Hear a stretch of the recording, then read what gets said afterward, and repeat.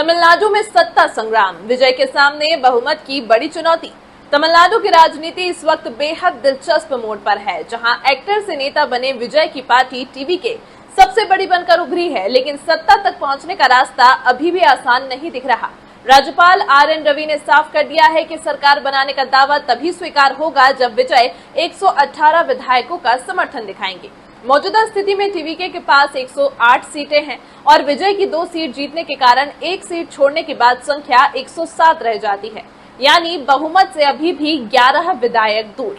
इसी बीच राजनीतिक हलचल तेज हो गई है। कांग्रेस ने समर्थन का संकेत दिया है तो AIADMK ने अपने 28 विधायकों को पुडुचेरी के रिसोर्ट में शिफ्ट कर दिया है, जिससे जोड़ तोड़ की राजनीति के कयास और तेज हो गए हैं। सूत्रों के मुताबिक DMK और AIADMK के बीच भी बैक चैनल बातचीत चल रही है, जहां एक फॉर्मूले पर चर्चा है कि AIADMK सरकार बनाए और DMK बाहर से समर्थन दे।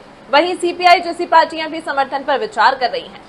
कुल मिलाकर तमिलनाडु में यह सिर्फ सरकार गठन की प्रक्रिया नहीं, बल्कि राजनीतिक रणनीति, गठबंधन और शक्ति संतुलन का एक बड़ा खेल बन चुका है, जहां हर कदम बेहद अहम है और किसी भी पल तस्वीर बदल सकती है।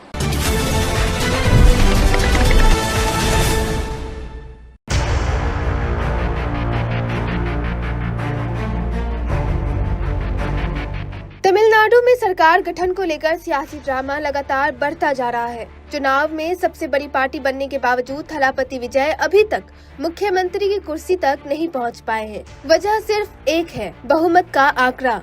विजय के पास सरकार बनाने के लिए जरूरी 118 विधायक नहीं है और यही कमी उन्हें दूसरी बार भी भारी पड़ गई। थलापति विजय एक बार फिर राजभवन पहुंचे थे। उन्हें उम्मीद थी कि सबसे बड़ी पार्टी होने के नाते सरकार बनाने का मौका मिल जाएगा, लेकिन राज्यपाल ने साफ शब्दों में कह दिया कि पहले 118 विधायकों का समर्थन दिखाइए, उसके बाद ही आगे की प्रक्रिया होगी। असल में टीवीके ने चुनाव में शानदार प्रदर्शन करते हुए 108 सीटें जीती, लेकिन बहुमत के लिए अभी भी 10 विधायक कम पड़ रहे हैं। यही 10 सीटें अब तमिलनाडु की राजनीति का सबसे बड़ा गेम बन चुकी है। सूत्रों के मुताबिक राज्यपाल नहीं चाहते कि जल्दबाजी में ऐसी सरकार बने जो कुछ दिनों बाद गिर जाए, इसलिए उन्होंने विजय से साफ कहा है कि पहले लिखित समर्थन लेकर आइए, तभी शपथ ग्रहण की बात आगे बढ़ेगी। दिलचस्प बात यह है कि यह दूसरा मौका है जब विजय को राजभवन से निराश होकर लौटना पड़ा है। पहली बार भी बहुमत न होने की वजह से उन्हें इंतजार करने को कहा गया था और अब दूसरी मुलाकात में भी तस्वीर नहीं बदली। इधर सत्ता की इस लड़ाई में दूसरे दल भी एक्टिव हो गए हैं।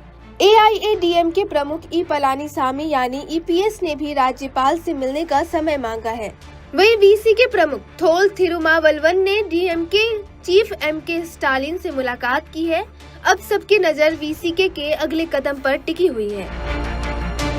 अगर VCK TVK को समर्थन देती है तो विजय की राह आसान हो सकती है। हालांकि अभी तक पार्टी ने खुलकर अपना फैसला नहीं बताया है।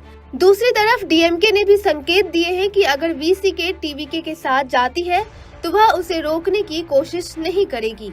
उधर CPI ने राज्यपाल के फैसले पर सवाल उठाए हैं। पार्टी का कहना है कि संविधान के मुताबिक सबसे बड़ी पार्टी को पहले शपथ दिलानी जानी चाहिए और बहुमत का टेस्ट विधानसभा में होना चाहिए, राजभवन में नहीं। CPI ने सुप्रीम कोर्ट के SR बोम्मई फैसले का भी हवाला दिया है। इस बीच AIADMK खेमे में भी हलचल तेज हो गई है। खबर है कि पार्टी के कई विधायक पुडुचेरी में रुके हुए हैं और लगातार मीटिंग्स चल रही है। सूत्रों के मुताबिक कुछ विधायक TVK को समर्थन देने के बदले बड़ी हिस्सेदारी चाहते थे, लेकिन EPS इसके लिए तैयार नहीं हुए। अब कुछ विधायक दूसरी संभावनाएं भी तलाश रहे हैं, यानी तमिलनाडु की राजनीति में हर पल समीकरण बदल रहे हैं और सत्ता की तस्वीर अभी पूरी तरह साफ नहीं है।